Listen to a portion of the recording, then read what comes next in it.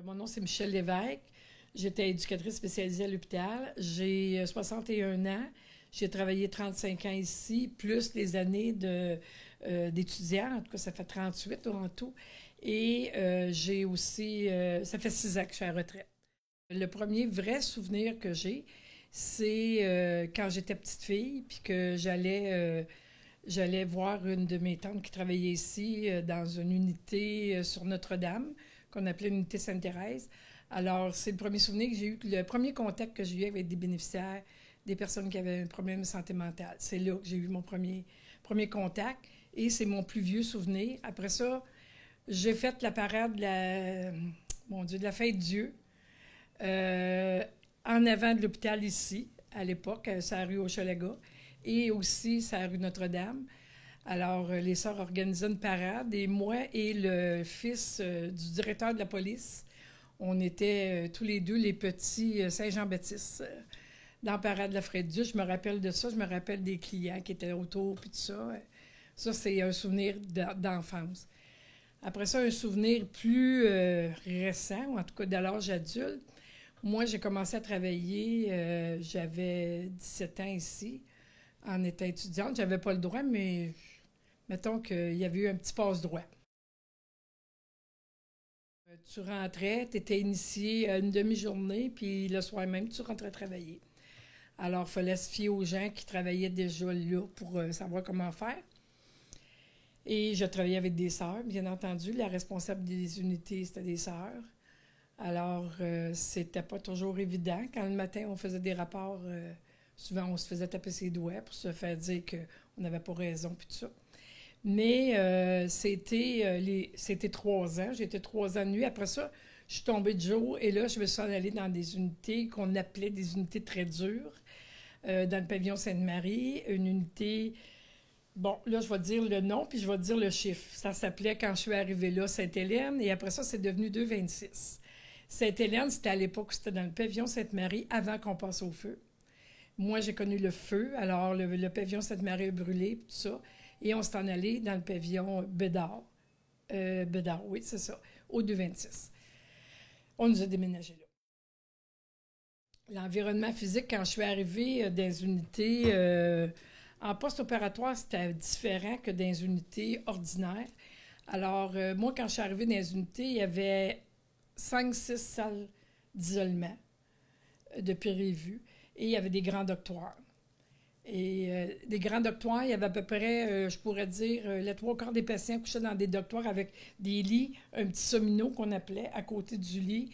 Et c'était des femmes ou des hommes. On était séparés, c'était pas mixte. Et ils couchaient là, c'était des grandes salles. Un peu comme dans le temps, après ça, c'est devenu des grands salariums pour se bercer. Mais avant ça, c'était des grandes pièces avec vingtaine, trentaine de lits. Puis après ça, et on est arrivé avec des pièces un petit peu plus petites, avec un petit peu moins de lits. Alors, tu pouvais avoir 5-6 patients dedans. Mais à l'époque, la première entrée que j'ai vue, moi, c'était avec des grandes salles, où il y avait peut-être 20-30 patients. Alors, c'était pas évident parce que quand on faisait nos tournées, surtout de nuit, il fallait passer entre les lits, voir ce qui se passait et tout ça. Alors, c'était pas toujours évident. Mais quand c'était des plus petites salles, c'était pas non plus drôle parce que les portes des petites salles étaient toujours ouvertes. Et souvent, on se faisait surprendre par une cliente qui était cachée en arrière de la porte la nuit. Alors, ça dérangeait bien du monde. Ça nous dérangeait nous autres aussi, là. C'est sûr que c'était pas évident. Fait que dans le temps que c'était nuit, c'était comme ça. Quand je suis arrivée à l'ancienne Sainte-Hélène de 226, c'était toutes des chambres fermées, barrées sous clé. Alors, ensuite de ça, ben là, il y a eu le feu.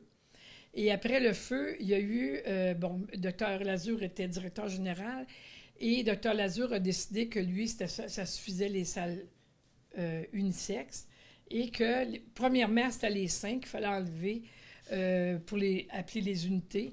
Alors, c'est là qu'est arrivé les chiffres et puis les unités, qu'on appelle aujourd'hui des unités, dans le temps, c'était des salles. Alors, ça a été une grosse transformation, autant pour le personnel que pour les patients. D'ailleurs, les patients que moi, j'ai suivis jusqu'à presque la fin à l'unité 226 disaient encore qu'ils étaient à Sainte-Hélène.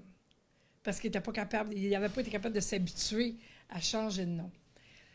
Bon, alors là, il y a eu un nombre, surtout les salles d'admission sont devenues un peu plus mixtes. Ils ont essayé la mixité des salles d'admission. Puis après ça, ça s'est transformé. C'est venu jusque des salles qu'on disait en arrière, des salles plus lourdes. Dans mon cas, à moi, la salle 226, c'est arrivé très, très tard. C'est arrivé vers la fin avant que je m'en aille à l'externe. Parce que c'était une salle tellement difficile. Il y avait tellement d'agressivité dans cette salle-là qu'il n'était pas sûr si le fait de mettre des hommes allait transformer ou aider. Ce qui, finalement, a aidé. Parce que ça a fait baisser la pression. Les patients ils étaient moins en crise, en tout cas. C'est ce que moi, j'ai remarqué.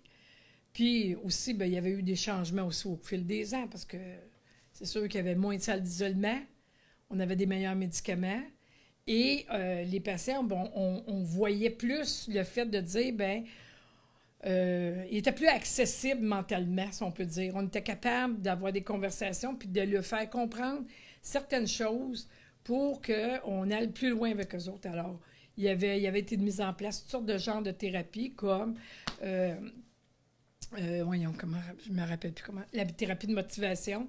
Alors, c'est nous qui faisions ça. Moi, j'avais été formée et on faisait ça avec les clients, mais c'est surtout des clients qui étaient surtout dans des unités de longue durée qu'on appelait.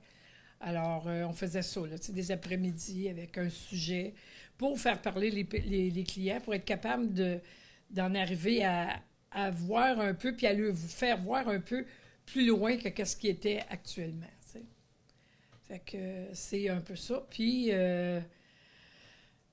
ce qui, moi, m'a le plus marqué au fil des ans, c'est le travail que tout le monde en a fait, je me considère beaucoup là-dedans, vers l'externe, vers le fait de faire en sorte que les clients sortent à l'externe, aider à démystifier la maladie mentale, ce qui n'est pas encore fait aujourd'hui, il faut bien le dire, mais faire en sorte que les patients voient autre chose que l'asile, voient autre chose qu'une salle à l'interne. Moi, c'est ce qui m'a rendue le plus heureuse dans mon travail à l'hôpital, parce que peu importe qu'ils soient en dedans ou en dehors, c'est une clientèle que moi, j'ai toujours beaucoup aimée. Alors, de voir qu'ils étaient capables de devenir plus autonomes, faire plus de choses, se prendre en main. Il faut dire qu'on a travaillé, mais il y a eu la science qui a avancé, qui nous a aidés à avancer là-dedans. Puis aussi, les mentalités aussi à tous les niveaux, hein, tous les paliers administratifs. C'était pas toujours évident quand on parlait de désinstitutionnalisation. Il y a eu toutes sortes de choses de dites là-dessus, mais pour beaucoup de personnes, ça a été un grand bien. Puis je pense que ceux qui en ont bénéficié sont très heureux aujourd'hui. Je m'appelle Linda Fortier, je suis co-directrice des services cliniques. Ça fait près de 27 ans que je travaille à l'hôpital. J'ai commencé ici en emploi d'été comme réceptionniste dans les unités, dans les archives, et ensuite j'ai travaillé au plan professionnel comme travailleuse sociale pendant de nombreuses années avant de devenir gestionnaire. Mes souvenirs de ce qu'on appelait l'hôpital, ou quand j'étais plus jeune, on appelait ça la bâtisse grise, l'Université de l'Est. J'ai grandi dans le secteur Est, alors donc pour moi, l'hôpital représentait quand même un endroit mystérieux et surtout avec la tour très, très, très épeurant. Alors notre imaginaire était assez débridé, puis on imaginait qu'il y avait toutes sortes d'enfants difformes avec des têtes d'animaux et toutes sortes de choses qui se cachaient dans la tour, mais en fait qui étaient cachées dans la tour. Et quand j'étais ado, ce qu'on jouait comme jeu, ça ne joue plus ça aujourd'hui, on jouait avec des marrons. Et le seul endroit dans l'Est où est-ce qu'on peut trouver des beaux marrons, c'est sur le terrain de l'hôpital. Fait que un test de bravoure était de venir chercher nos marrons là, sur le terrain, puis quand on les ramenait, puis qu'on les montrait à nos amis, d'abord on disait à quel point on était brave d'être venu sur le terrain qui était bien clôturé, et j'ai connu l'époque où il y avait une guérite aussi là, sur la rue Hochelaga avec un agent de sécurité, mais surtout on en profitait pour raconter ce qu'on avait vu dans les fenêtres de la tour, là, des formes bizarres, qu'on entendait des cris. C'était pas vrai, là, mais il n'y a personne qui pouvait nous contredire et on avait vraiment l'air là, d'être très, très brave. Fait que c'est ça, c'est un premier souvenir flagrant que j'ai de l'hôpital en lien avec mon enfance et la vision qu'on pouvait avoir dans le quartier de ce grand bâtiment.